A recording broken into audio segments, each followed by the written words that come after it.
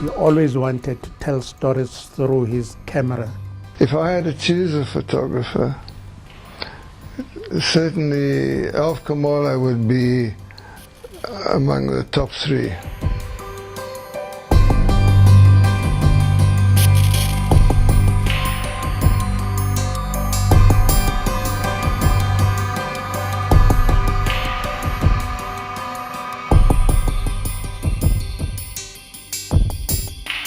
Had connections like nobody else, you know. Alf was Alf and everybody else was everybody else in the photographic trade, on the newspapers, you know. People who knew him just understood that Alf had connections and ways in and out of places that he earned. And Alf just used to show up everywhere after that. He used to just show up whenever there was going to be something, and I couldn't understand how he even could, they let him out of South Africa.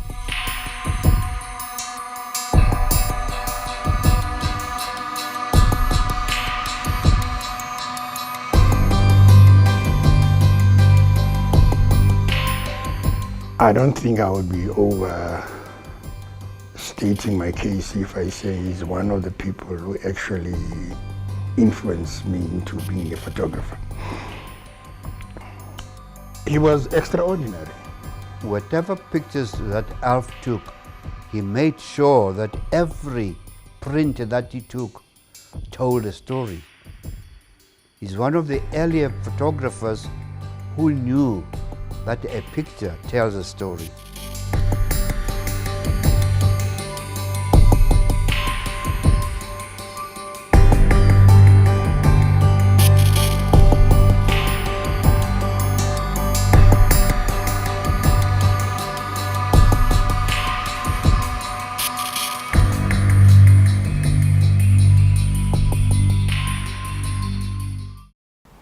Hi, my name is Alf Kumalo. I'm a director by profession, and Alf Kumalo is my father. You know.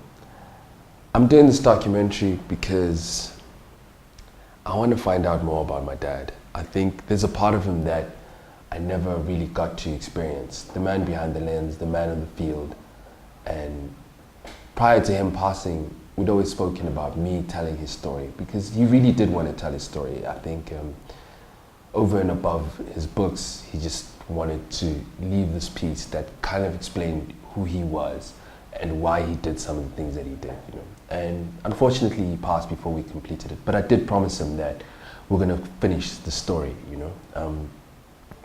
Also because he led me down this path of becoming a filmmaker. Not in an obvious way, but he started believing in me. When I was in grade 2, actually, I got this punishment where I had to write a story. I was being naughty, yeah. I had to write a different story every day for the duration of a month. And with his help, I managed to do it. I had to stand up in front of the class as well and read it. It's terrible, but anyways, yeah, never mind that. But from there on, he was like, you should become a filmmaker. If you have the imagination to write a different story every day for the duration of a month, I think there's something there for you, you know. I mean, he was inspired by the likes of the Gordon Parks, etc. That was one of his mentors and heroes as well, you know. So if his son could fulfill some part of that little journey of him or being a director, I think that made him happy, you know. Yeah, he actually, the day I graduated, he did this mock newspaper headline front page thing for me with saying, "Well done, Mzee, I'm so proud of you," you know, comparing me to the likes of Tiger Woods, etc. In terms of the joy that he felt, he was comparing himself to Tiger Woods, his father, and that kind of thing. You know.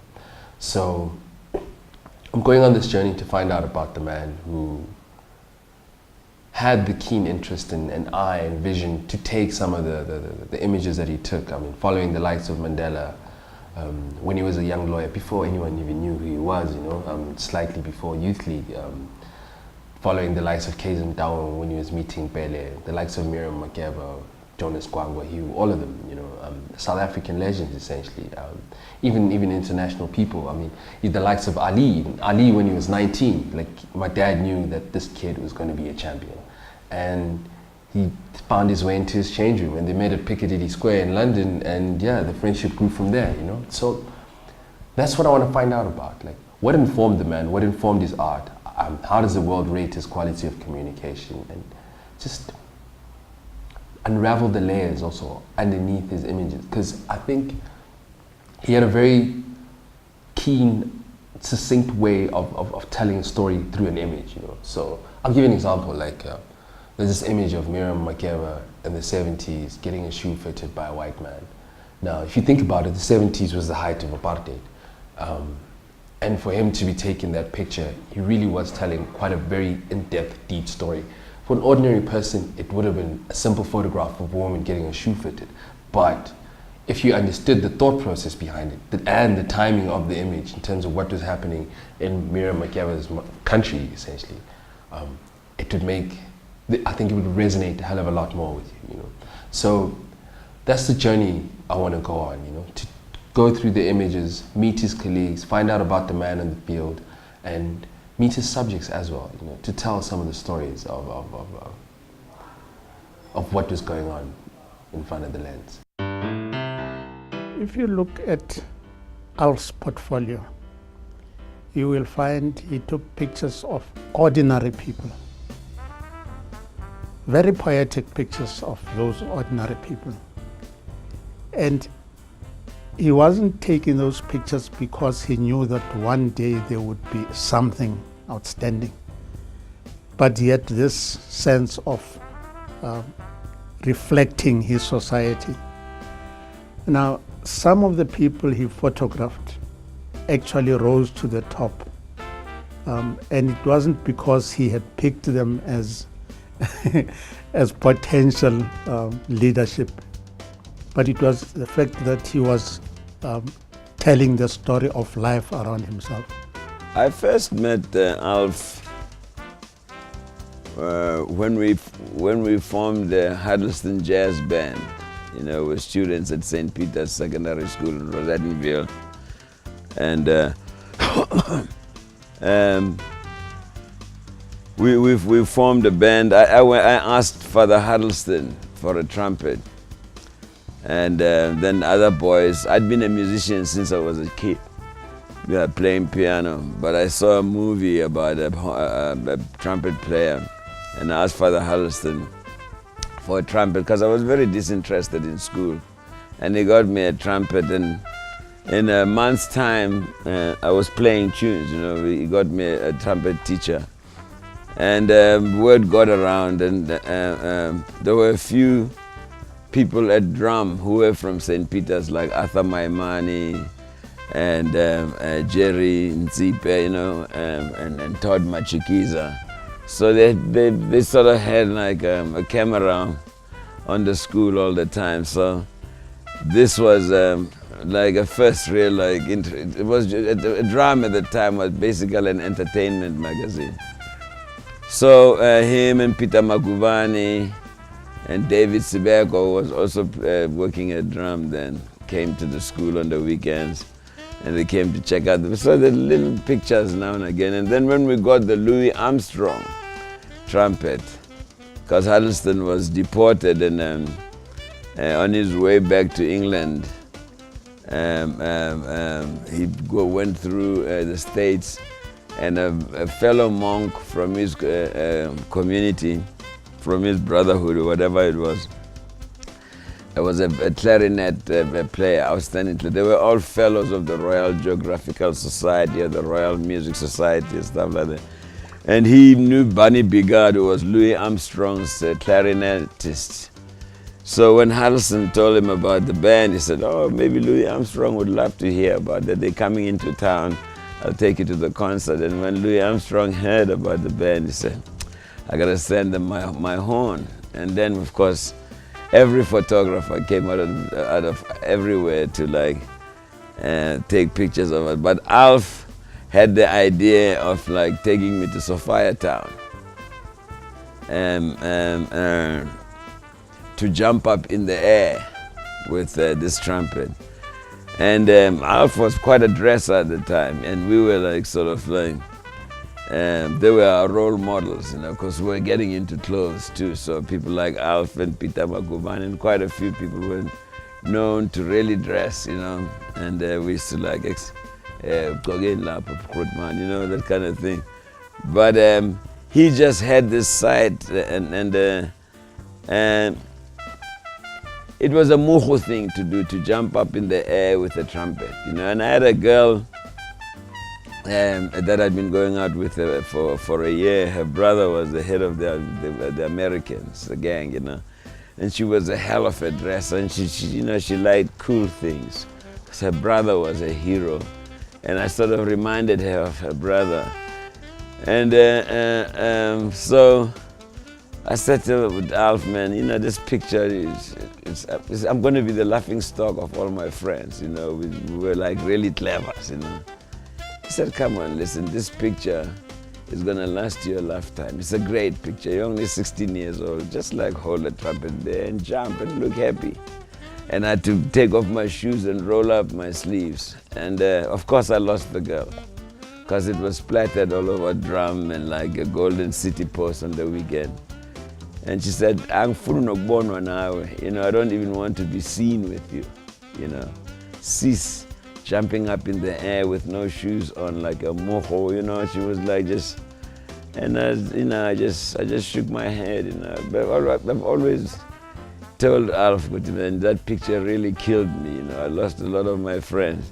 He said, yeah, but they'll be all dead and the picture will still be there. So when South Africa opened, all kinds of compilations and books and like recording compilations were coming out. Everybody was using that picture. And Alf would always call me and say, come on, you see, I told you about that picture. And then when I wrote my autobiography, Random House chose that picture. You know, that's when I gave up. And this was like, what, 40, 50 years later, and I just said, hey, Ralph, you were right. He said, yeah, where are all those people? Where's your girlfriend? You know, is she even alive? I said, no, she's all your friends. I said, no, only Stompy Manana is alive, you know, and he's still a dresser, he's a trumpet player, and he forgave me. I don't think there's any form in terms of history that can capture a people's history the way photographs do. I don't think it exists, whether it be television or stills. But when you've captured event, I mean, they mean so much, as opposed to just telling stories. Stories can be told in different ways, but pictures just tell it the way it was. Alf had two things going for him. One was charm. He could charm his way through any difficulty. But at the same time, he also had courage. You would find policemen blocking the road, and he would either charm them or bully his way into getting his picture. That got him into trouble a few times. But ultimately, that's what made him what he was. A man of charm as well as a man of courage, who went where people were scared of going.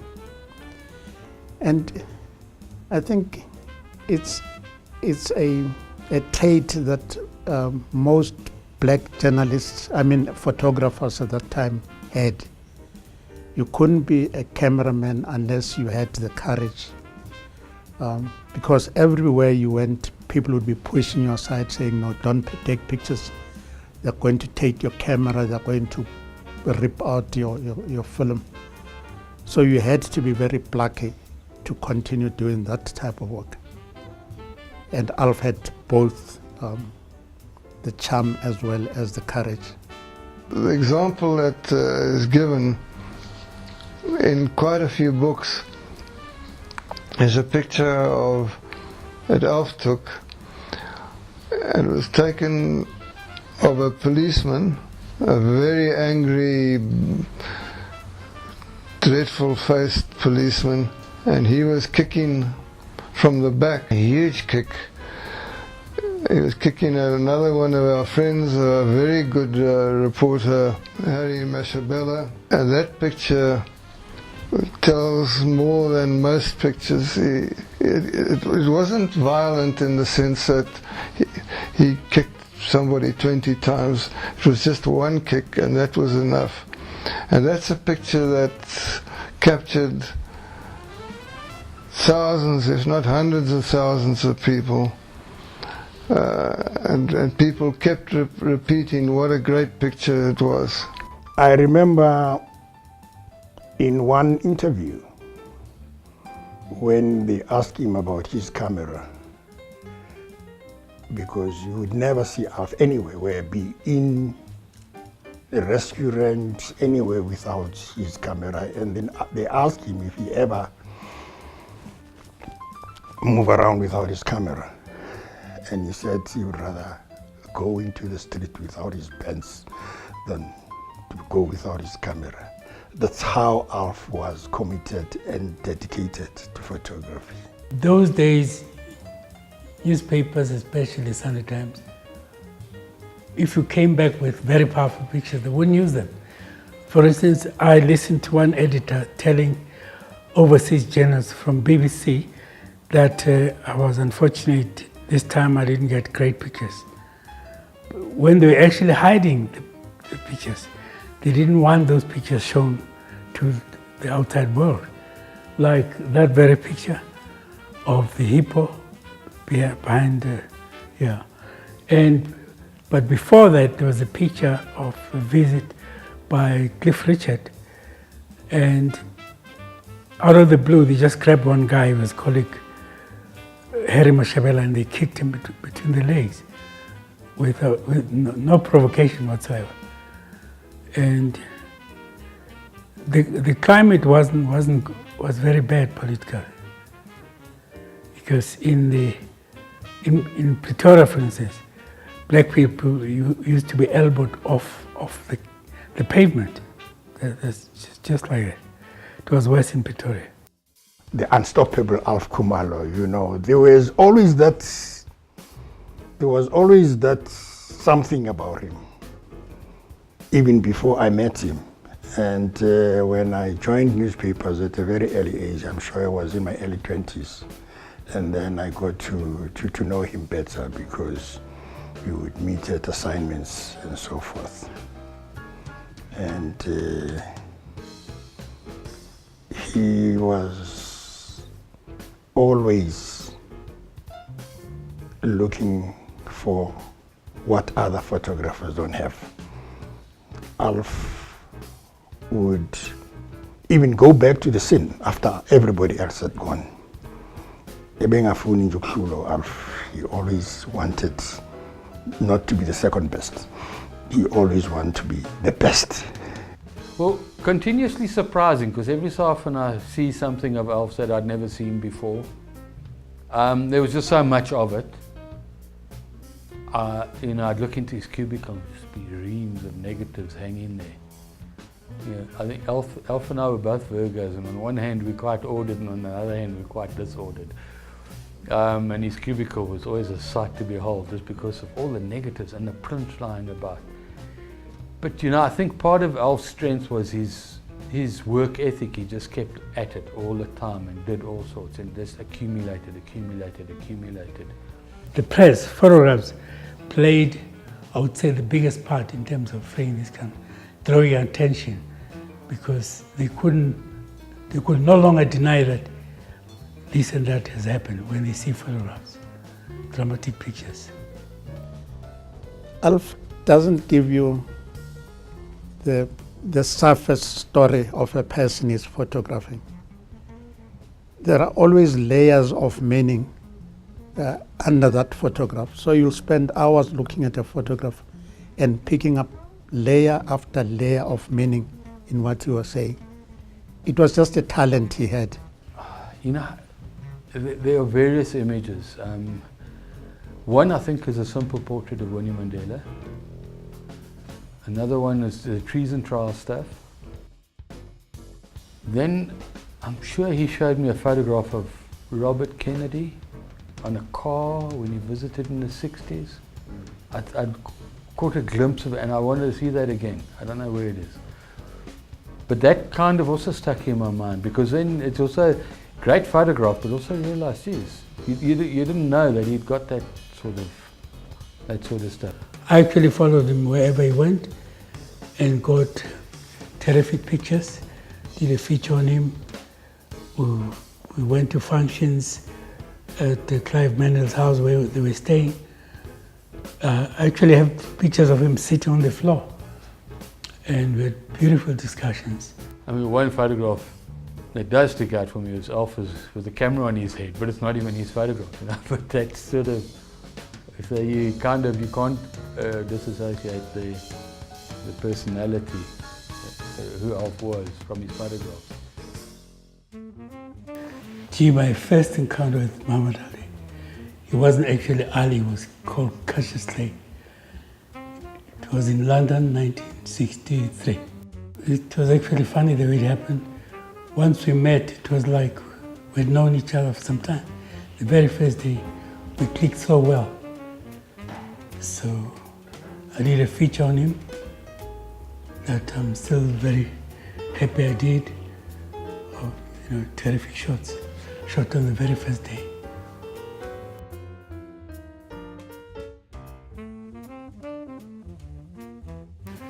There was a time when Ali was very busy, and I was busy too, but then I said, look, we must meet today because I'm going. He then said, okay, I'm busy until 12:30 every day. I get calls. How about us meeting at 1 a.m.? I agreed. He was living in his penthouse. So we met at 1 a.m. and the interview and the talks, the poetry and all went on until 3:30 in the morning. I was with a South African neurosurgeon, Isaac Tapiri. We left mainly because we were feeling guilty ourselves, but he was still continuing. We went out to his room to eat some ice cream and to his bedroom, and then came back to say some more. But it gave me a chance to get exclusive pictures in his bedroom, the pictures here at the back there. I'm very happy that I'm a South African. I saw the ugly past, and I know the beauty of the country, the beauty of its people. Now, it means a hell of a lot because there are those who would say freedom in our lifetime, but they didn't live to witness that. I usually think for anyone, even if you don't have a lot of money, but if you have seen freedom, I usually feel that one has to thank just that I was there when it happened, and that we're going forward. I think we'll be very successful. In the history of photography and photographers of this country, I still believe that a photographer that could be equal to Alf is still to be born. Now, if you can take one or two iconic photographs in your life, you've done well. I think Alf's got more than one or two. Alf's legacy was tell your story, whether it's in writing, whether it's in pictures, whether it's in music, in dance, but tell your story. Nobody else will. And nobody else will tell your story better than you can. I mean, there can't be another Alf. You'll have another Peter Makobane, you'll have another Simon Zema, you'll have another Mike Mzeleni, but ultimately there's only one Alf Kumalo. And his legacy is what he believed in is tell your story and tell it well.